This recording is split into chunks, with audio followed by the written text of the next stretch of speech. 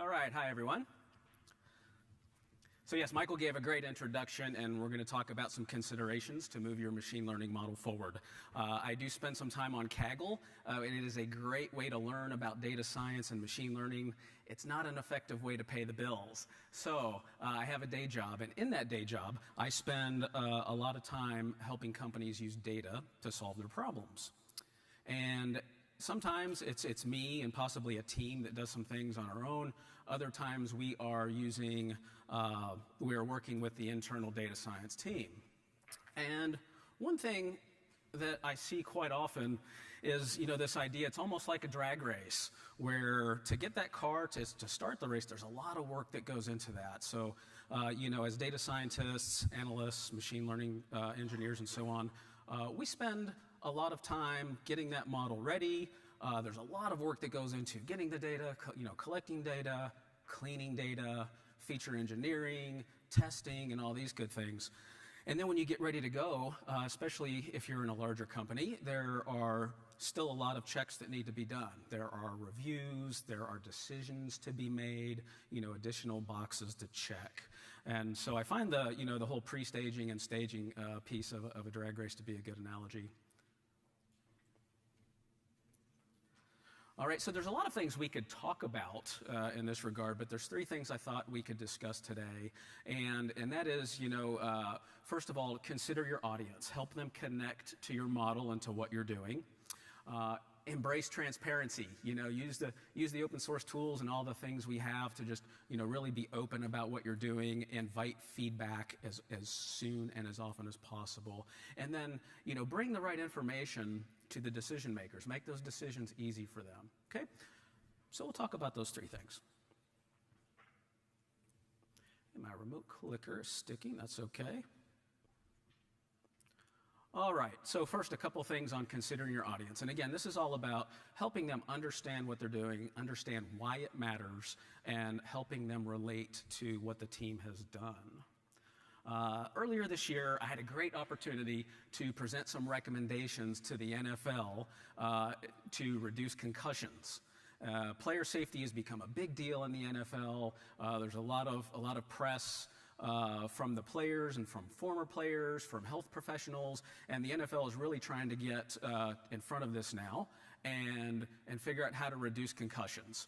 And so the final presentation that I made was actually quite a production. It was a big stage. It was live cast on NFL.com. The commissioner of the NFL was in the audience, and so the group that was setting this up, the health and safety group, really wanted it to go off well. And so we had a whole bunch of rehearsals to do, and our rehearsals were in front of a mixed group, and some of those people, several of them were founders of startups. And so they were very well versed in pitching their company and what they did, why they were doing it to, investors and various audiences. And so I was giving my talk and going into quite a bit of detail, as we do as data scientists. And I was talking about, hey, well, I did this and I did that and did the other thing. And when the feedback came, I'll never forget, this one woman said, look, you have a great story. Why are you making it so complicated? Like, you're overcomplicating it. And so I went back and thought about that and looked, and I realized, yeah, she's right. And so one of the things that had happened, and I've been through this before, as you all have, and it's still an easy thing to fall into. Because when you start with your project, you may need to document some things. And those documents have to, really spell out your analysis pretty well. You want to be very clear on what you did, why you did it, the logic that you took in applying certain models and choosing certain parameters. So there's a lot of what that's naturally in this. And here you just see an excerpt where, yeah, there's a lot of what that goes on. And then, very much toward the bottom, I talk about the why. And I finally get to, well, hey, punt plays are dangerous. They're, almost 1.5 times as dangerous as a running or passing play. An actual punt that's caught and is run is twice as dangerous. And for those of you that aren't football fans, a punt is when the other team cannot get the ball forward 10 yards, and so they can choose to kick it away. And there's someone in the back that catches it, and then just chaos ensues as everybody runs to the ball and tries to tackle people and blocks. And so a lot of concussions. But the main point then was, focus on the why. And so just be aware of the conversation you're having. And I think that's the lesson I learned. Different audiences want different levels of detail. And a lot of times during the life cycle of advancing your model and getting it to production or to operationalize, you kind of tend to climb up that, that corporate ladder and up to the top levels. And you need to just realize that you can't use the same report, the same presentation, the same deck. You're going to want to tailor it a little bit, okay? And that's how you can help get to the right message. All right, another lesson there also is, even when you're talking about the right things and having the right conversation, you want to try to relate to the right level. Being quantitative people, a lot of us, we're used to looking at numbers. We're used to looking at complex flow diagrams. And I had in my report the Sankey diagram that you see here. So sometimes called a flow diagram, also called a Sankey diagram. And by the way, shout out to the HoloViews team. This is very easy to do on the user end with HoloViews. It's just a few lines of code, and you have this beautiful diagram. And I was just thrilled with it. Originally, I had a boring table, and I thought about how can I visualize what happens on a punt play? Who's actually getting the concussion? What are they doing when they get the concussion? Who else is involved, and what are they doing? And so that's what all those flow paths show, and the width shows the relative magnitude of who's getting hurt and what they're doing at the time. So I loved this, and I was really happy with it. When I did the rehearsal with it, I got the feedback that, hey, this is really complex. Some people were staring at it, and they never quite got it. Other people needed more explanation, and so I had to spend several minutes explaining it, and it was kind of like a stand-up comedian that takes too long to set up a joke. By the time the punchline occurs, everyone's just done, and they're ready to move on. And so as much as I hated to do it, I realized that the best thing to do was to drop back and just show a simple bar chart. Because my message was really, if I look at the message of my Sankey diagram, it was really this lower left corner, that the offensive linemen sustained most of the injuries. So once I realized that, and people helped me crystallize that message, I realized I really didn't need the rest of it as part of my main presentation. So this went into an appendix, and I had this simple bar chart, much easier for people to grasp. And the advantage of that is that, when people can get things readily, they feel better about what they're doing. They have some intuition about what you're trying to do, and they can really, just get on with the connection. Now, I will say, offhand also, it is our job, and a lot of you may have been tasked with this, to help raise the numeric literacy of your organization, right? That's part of what we do as data scientists and such, is that we can educate people in these things. I would just say, think about when you do that and when you don't, and be deliberate about it.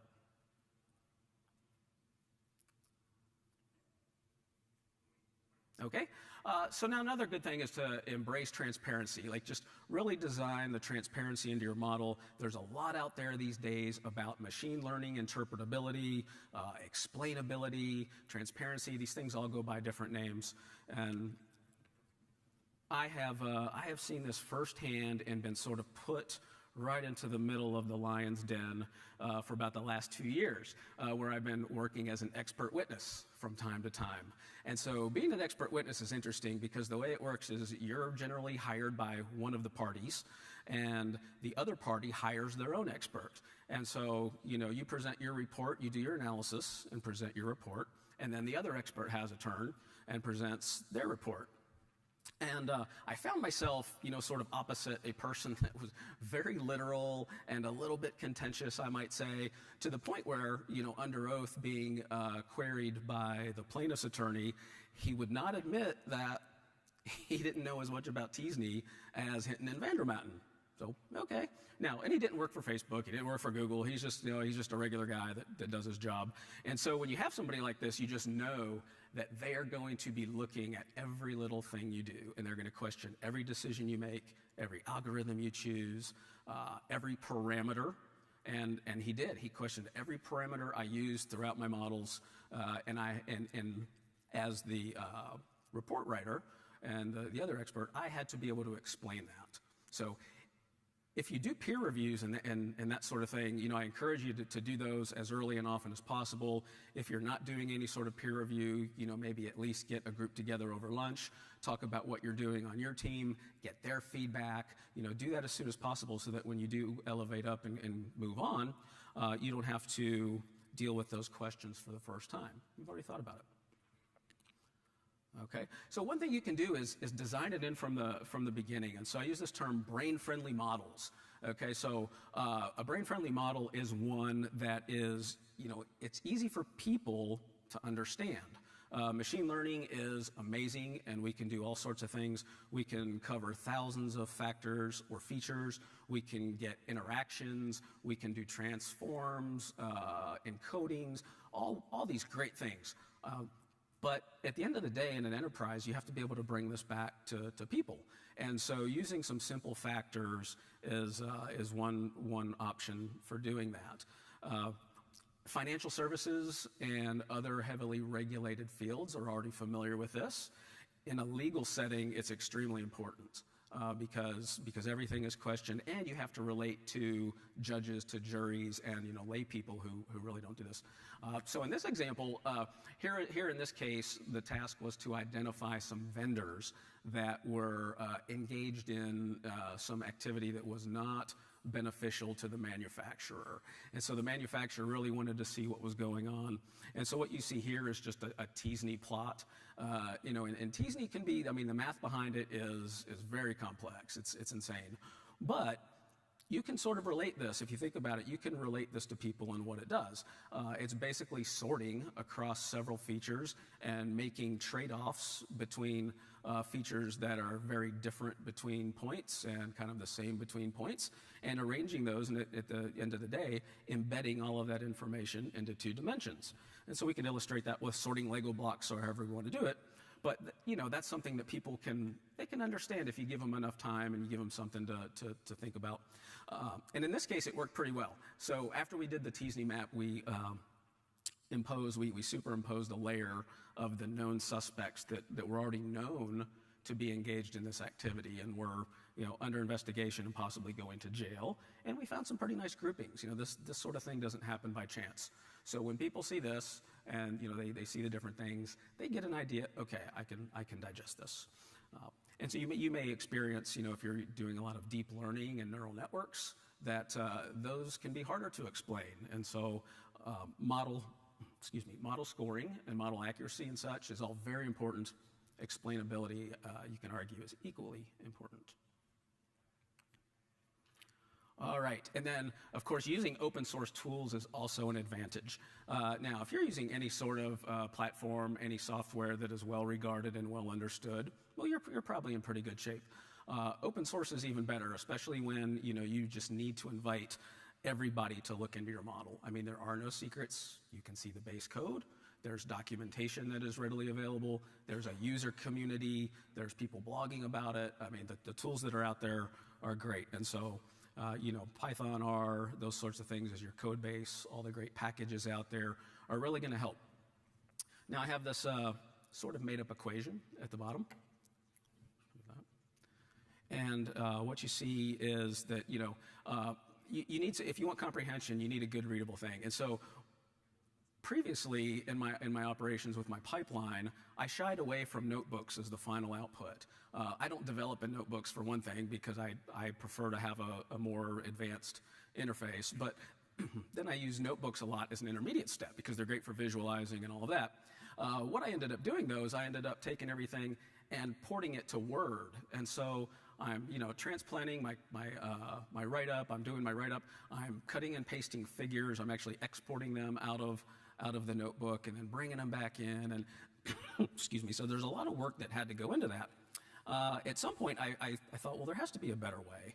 And so I just want to show one of those ways. I'm going to try to escape out of this and do a little notebooking. And it turns out you can actually format notebooks very well. They're a lot more flexible than I ever knew. And that's because, the markup, it's based in markup language. And markup is really just an overlay, from what I know, of over HTML. So anything you can do in HTML, you can do in a notebook. And of course, web pages are always just, really nice looking, or can be. And so here I just have an excerpt, and I want to show you a couple things. So in markup, you can have your headings, and you put some hashtags and such, or if you're an older person, call those number signs. But we have those, and you have your paragraphs. And one of the things you can do to format that a little bit more nicely, that doesn't look bad, but if you want to do some more customization, you can have a code block in there that looks like this, and it starts with the cell magic of HTML. So one of the cool things about notebooks is even if you're running a Python kernel, you can actually use other languages within that kernel as long as you tell the interpreter what you're doing. And so here we say, hey, this is HTML code. And then I have a style block, and this is, the CSS type style. There are different ways to do this, but I just embedded it right here in the cell. And what I'm doing is I'm specifying a couple of things. I'm specifying my level 2 division. So let's turn on some numbers. So yeah, there in line 4, we start a heading. So that's my second level heading. And then down in line 14, I put what's called a horizontal rule, so I can provide nice separation, nice readability. And when I execute that cell, watch the bottom, boom, I have a little more customization. And so I can do these little fancy headers, and I can do this. And it's not just for looks, it's not just for bells and whistles, it's really to enhance readability. Because if you're handing this report off to somebody, you don't want them trying to figure out, like, oh, what section am I in, and what was this about again? So making it very clear, making visual cues in your report is just as important as doing that for your visualizations of your code. All right? A couple other things we can do is we can create a data frame.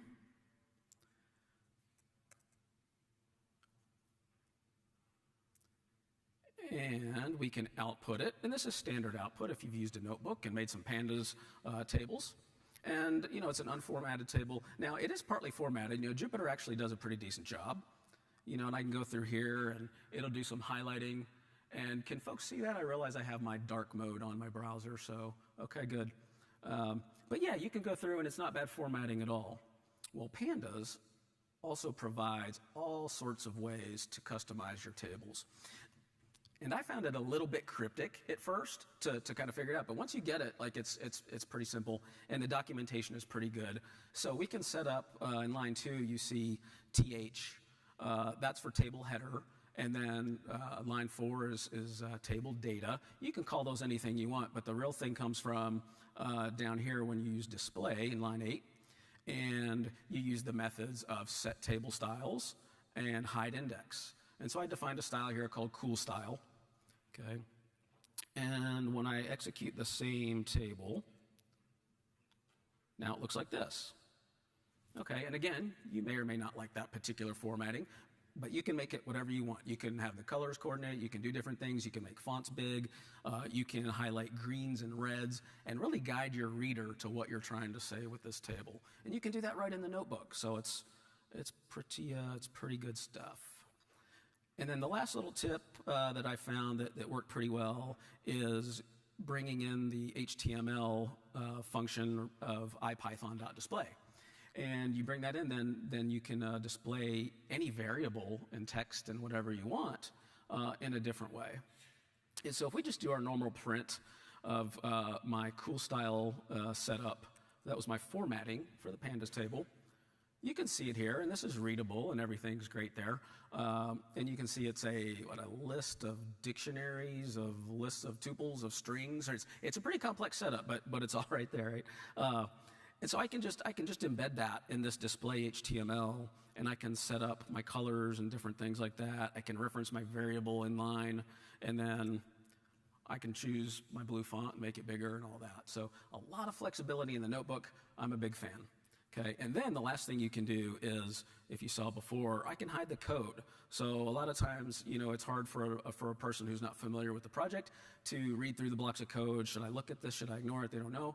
And so there's a simple extension you can put in. There's different ways of getting to this, but that's going to hide your code for you. And now we have something that, that's fairly readable and comprehensible. Okay, so that's something I found to be pretty useful. All right. And so, lastly, the last major point, excuse me, is making those tough decisions easy. All right, so there are decisions that might need to be made either formally or informally, and you want to make sure you're helping the people making the decisions, get through that. So you want to provide them with information and align with their priorities. I would say one of the best environments I've ever seen for being explicit about decision making and actually executing that process is with our United States military. And so I worked as a consultant in the Pentagon for a while. And I was at a pretty senior level. I worked for a 3-star general who was essentially the COO of the stateside army. So he's in charge of operations and getting the commanders everything they want. And so down in the bowels of the Pentagon are some cool areas that look like this, where there are operation centers. Now, to our friends at the NSA that might see this video as soon as it hits YouTube, I did not take this picture. This is not classified information. Somebody else did this. It's a publicly available image on the internet. So let's go back to present mode. All right, but it looks kind of like this. And what you have is folks gathered around computers, bringing in all sorts of information, accessing their information, and they're relaying that out to any number of places around the globe where we have units deployed.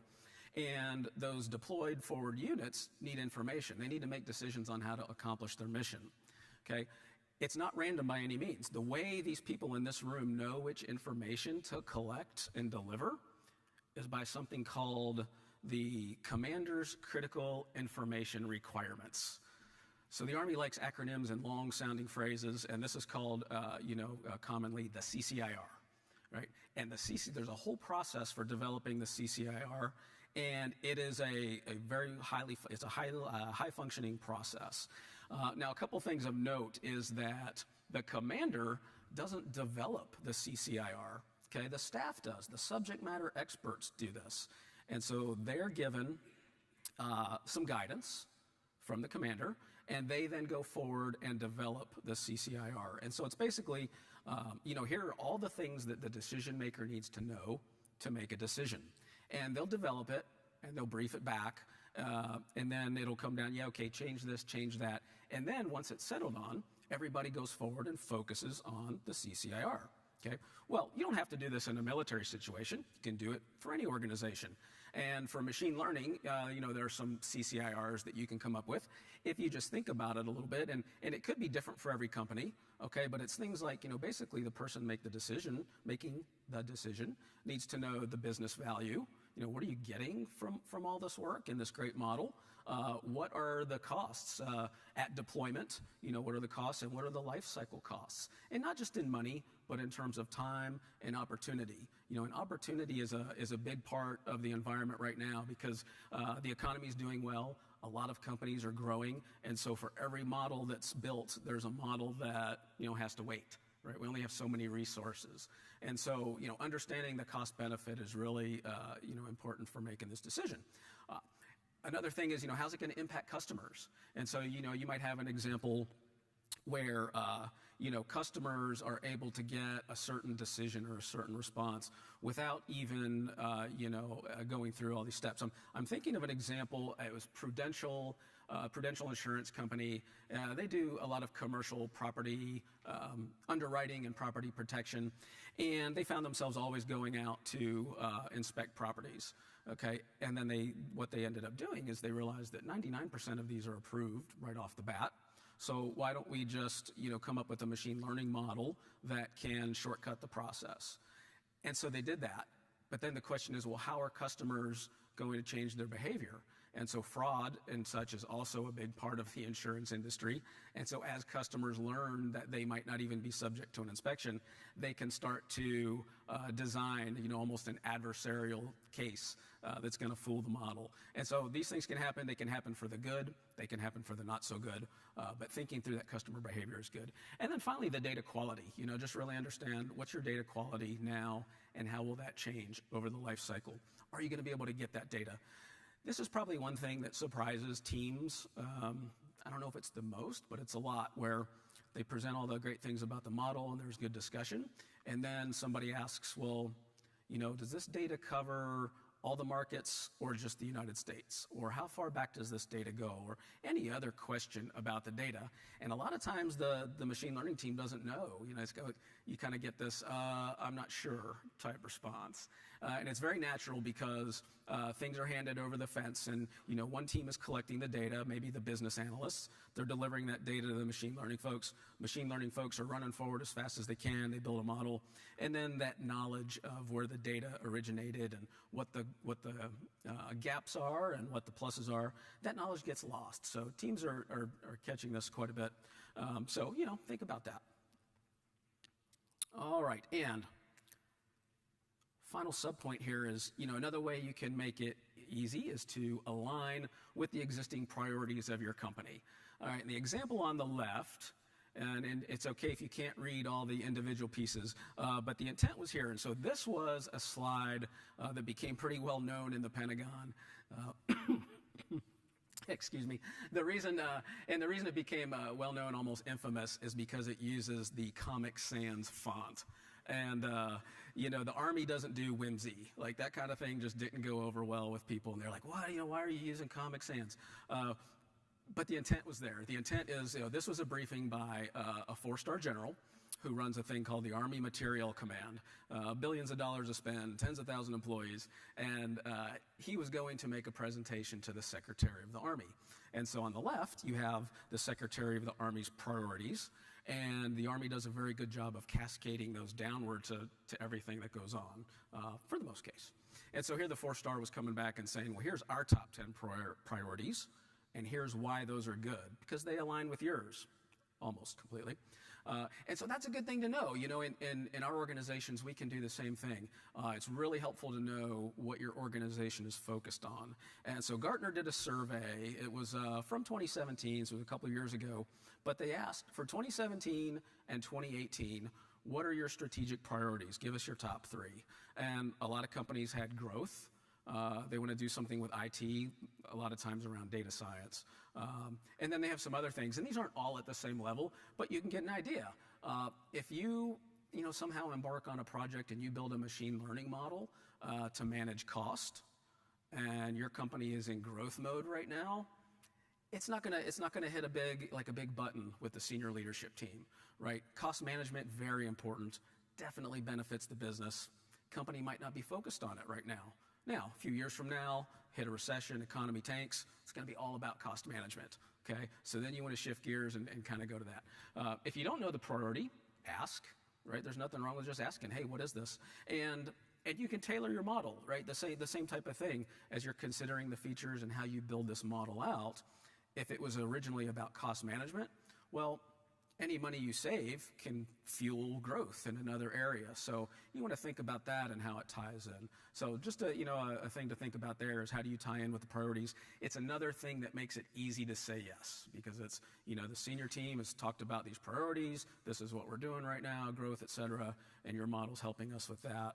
Keep going. All right, and so with that, I'll just leave one closing thought, and that is around the timing for this. It's always better to start considering these things at the beginning of the model's life cycle, when you're first designing the model. At the same time, it's never too late. So if you're mid-flight, if you have a briefing next week, if you're doing whatever you need to do with your model, you can always build this stuff back in and give it a consideration. So with that, I'll conclude and take any questions.